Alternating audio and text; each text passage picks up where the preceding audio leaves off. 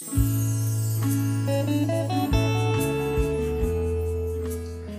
a leer el Salmo número 40, los primeros versículos del Salmo número 40, que dice: pacientemente esperé al Señor y se inclinó a mí y oyó mi clamor, y me hizo sacar del pozo de la desesperación, del lodo cenagoso.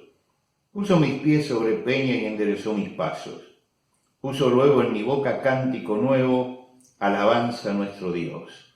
Verán esto muchos y temerán y confiarán en el Señor. Bienaventurado el hombre que puso en el Señor su confianza.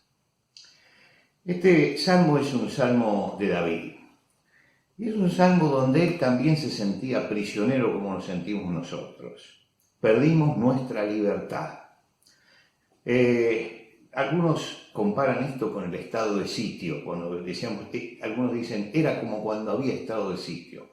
Yo que pasé muchos años de estado de sitio, y digo verdad, años había estado de sitio, les digo que no era como esto, que era diferente. No se podía reunir más de 2 o 3 personas en la calle, pero la gente podía salir, ir a hacer una compra y volver a su casa solo, y eso se aflojaba y al tercer día ya el asunto era prácticamente normal. El problema nuestro se va agudizando cada vez más porque nos sentimos no como en estado de sitio, sino como en una cárcel. Como en nuestro mundo se ha reducido. Y el problema se agudiza cada vez más porque se suelta la loca de la casa, se suelta la imaginación. Y cuando se suelta la imaginación empezamos a tener problemas, porque empezamos a pensar, ¿cómo saldremos definitivamente de esto? ¿Y qué pasará al final? Ya hay muchos que hablan de la nueva normalidad. Y cuando escuchamos hablar de nueva normalidad, es una normalidad donde no vamos a poder besar a nuestros nietos, abrazar a nuestros hijos, darle la mano a nuestros amigos, palmearlo en las espaldas. Y eso nos sigue angustiando, porque la imaginación hace también su aporte. El rey David vivía una situación similar a esta, y él la compara, como si estuviera en el pozo de la desesperación. Es una imagen maravillosa esta. En la antigüedad y en la tierra donde vivía David había muchas cisternas, y las cisternas eran pozos profundos para ver si había agua surgente, y si no se la llenaba con agua de lluvia. Ahora, había muchísimas cisternas, por todas partes había estas cisternas, y las cisternas estas cuando estaban secas, secas significa que no tenían agua, pero que tenían un fondo bien barroso, cenagoso, se la usaba también como cárcel, se ponía allí a los prisioneros. Y en la Biblia aparece varias veces que alguien lo meten en la cisterna. Claro, el que está dentro de un pozo, en una cárcel, mira hacia arriba, y cuando mira hacia arriba ve solamente un rectángulo de luz, un pedacito de luz que es inalcanzable. Y David dice que la situación que tenía él era esa, era como estar en el fondo de un pozo mirando la luz, pero sin poder alcanzarla. Pero dice además un lodo cenagoso en los pies, es decir, no puedo ni siquiera acostarme ni sentarme, tengo que estar chapaleando en esto y arriba esa luz. Y es lo que le está pasando a mucha gente en este momento, ¿no? Que estamos cansados físicamente, agotados emocionalmente, y estamos como en el pozo de la desesperación. Ahora, es interesante porque la palabra desesperación es lo contrario de la esperanza. ¿Quién desespera? El que ya no espera más, el que ya no tiene esperanza. Sin embargo, David dice, uno, aún en el pozo de la desesperación, puede tener esperanza. Pacientemente, comienza el Salmo, esperé en el Señor. Es un prisionero, pero es un prisionero de la esperanza. Hay 2 formas de ser prisionero. Es el que no tiene esperanza y es el que tiene esperanza.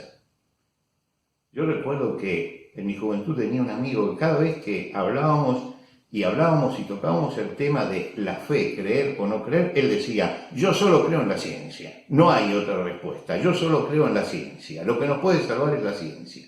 Me gustaría encontrármelo en este momento para decirle, ¿y qué hacemos? La ciencia ha colapsado, no tiene respuesta para esto.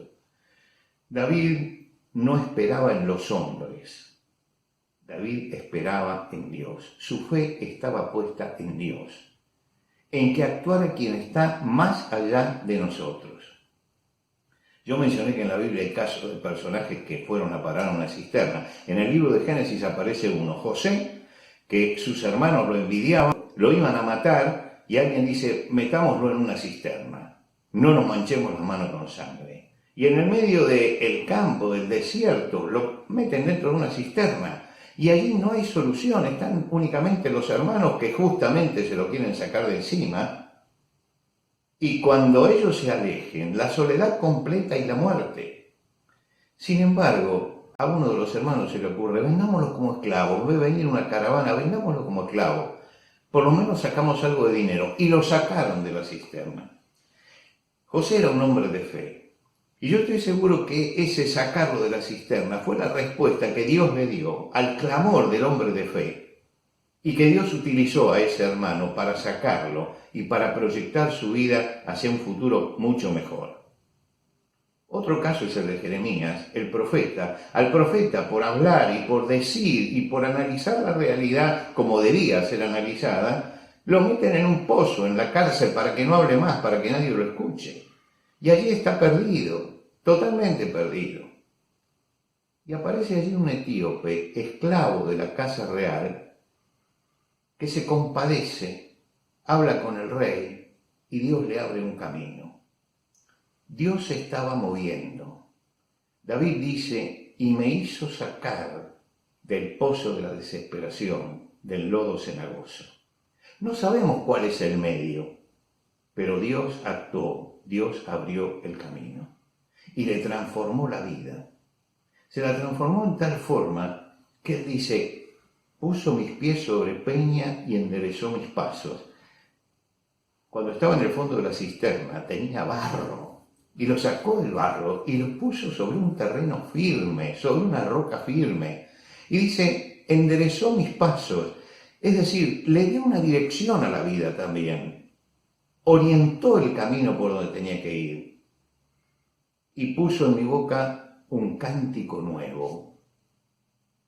Es decir, cambió el clima totalmente. Antes había lamento, ahora hay una canción de agradecimiento. Ahora estamos en el pozo en este momento, ¿y qué hacemos entre tanto?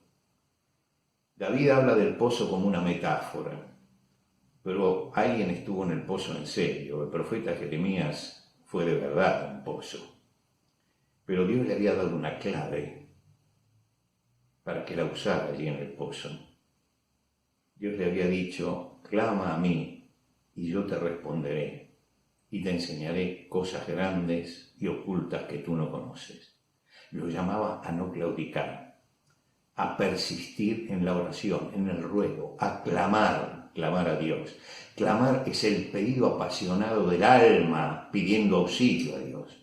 Y creo que todos nos tenemos que unir en oración a Dios. Estamos buscando una solución. Los científicos de todo el mundo están buscando una solución. Están tratando, en alguna forma, de encontrar la salida para esto. Nos dan consejos, pero los consejos son para sobrevivir. Cumplamos con los consejos. Las puertas humanas no son excluyentes, pero clamemos a Dios, porque la solución tiene que venir de arriba. La solución tiene que venir de Dios. La promesa que tiene Jeremías en ese momento es, clama a mí y yo te responderé. La oración no es una calma psicológica, es hablar con alguien que es todopoderoso. Si usted tiene cortada la comunicación, esta pandemia tiene que servir para ampliarla, para reconciliar, para volver a unir la línea con Dios, para abrir el corazón delante de Él, analizar nuestra vida, llevarle nuestro análisis y pedirle a Él que limpie nuestra vida y que nos permita empezar una nueva vida. Y nos unimos todos, clamando a Dios, porque Dios nos está escuchando. Que Dios les bendiga.